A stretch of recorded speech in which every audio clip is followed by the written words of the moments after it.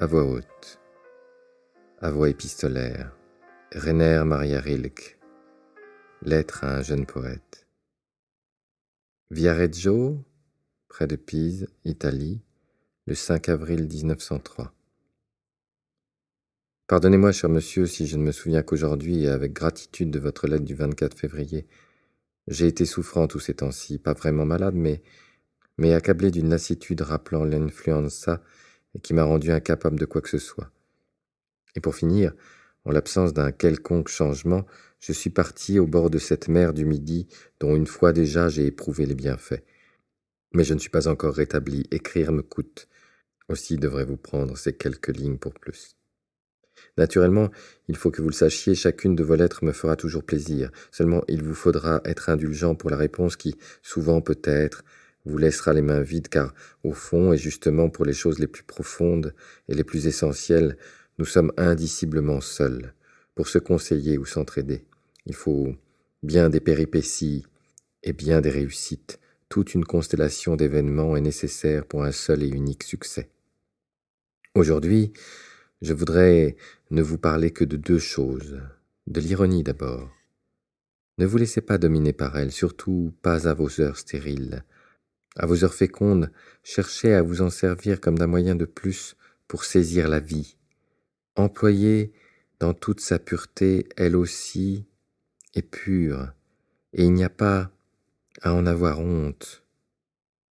Et si vous sentez qu'elle vous est par trop familière, si vous redoutez une familiarité grandissante, tournez-vous vers des thèmes grands et graves, en face desquels elles deviennent petites et désarmées. Cherchez la profondeur des choses. L'ironie n'y descend jamais.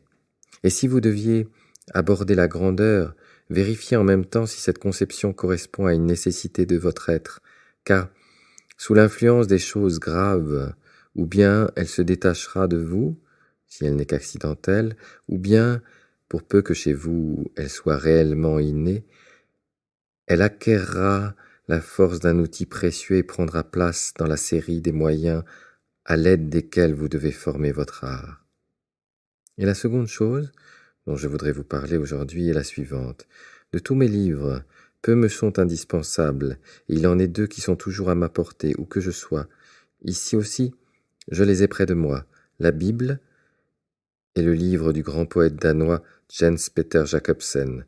À propos, connaissez-vous ces œuvres ? Vous pouvez facilement vous les procurer car une partie en a paru dans une excellente traduction dans la Bibliothèque universelle des éditions Réclame.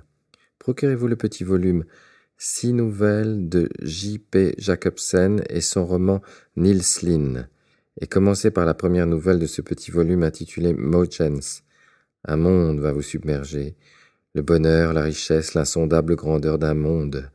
Vivez quelque temps dans ces livres, apprenez d'eux ce qui, d'après vous, mérite d'être appris.